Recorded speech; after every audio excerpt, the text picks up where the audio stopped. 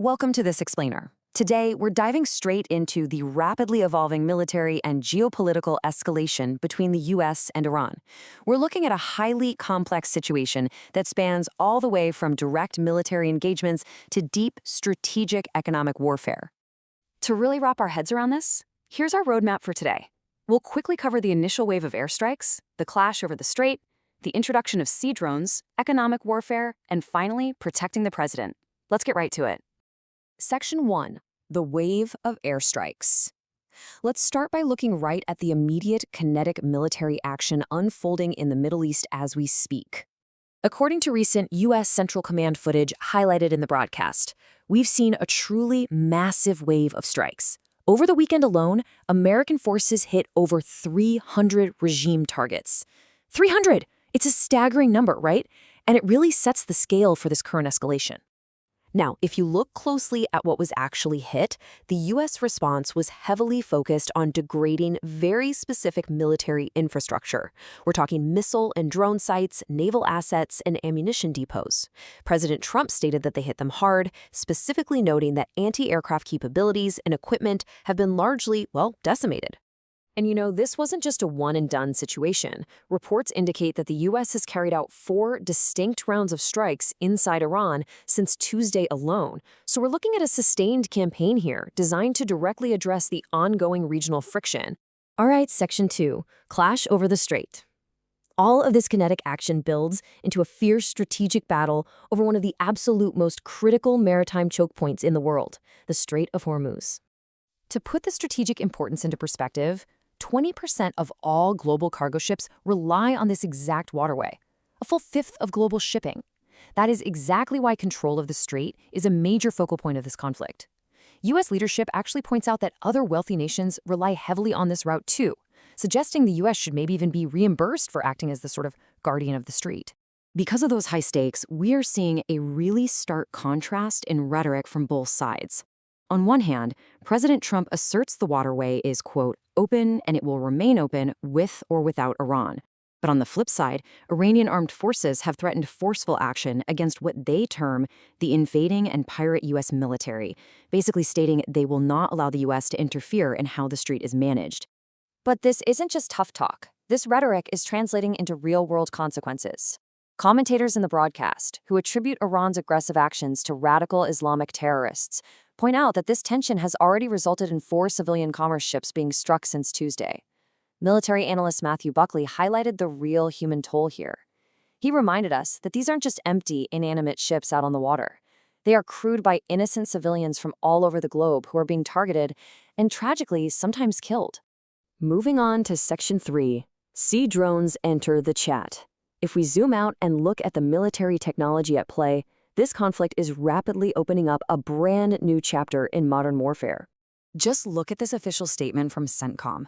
It marks a huge technological milestone in naval warfare.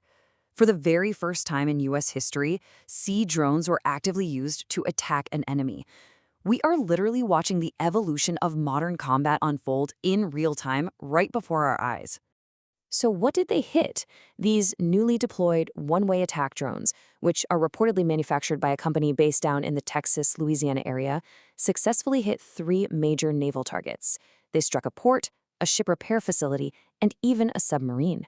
It represents a highly targeted, entirely unmanned approach to degrading enemy naval capabilities.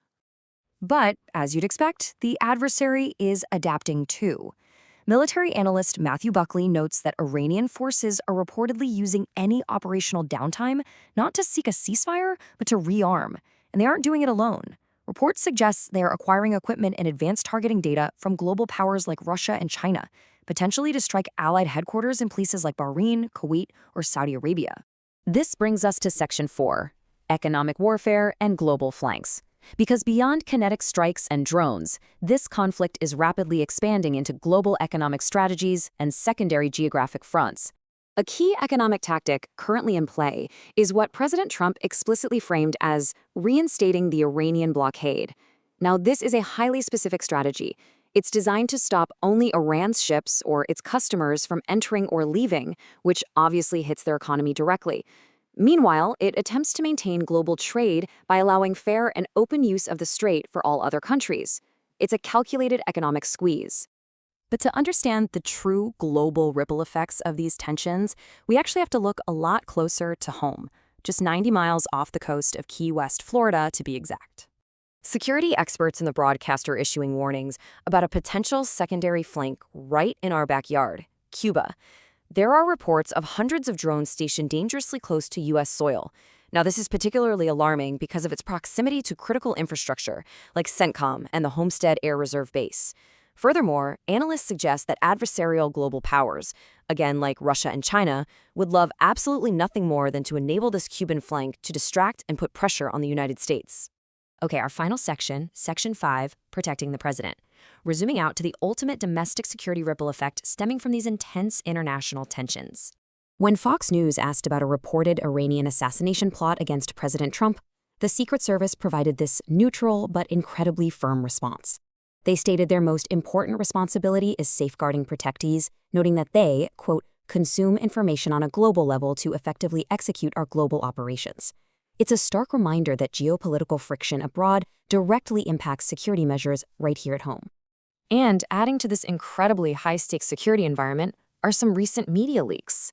Analyst Matthew Buckley pointed out that details were leaked concerning a backup Air Force One aircraft, specifically that it lacked certain defensive bells and whistles.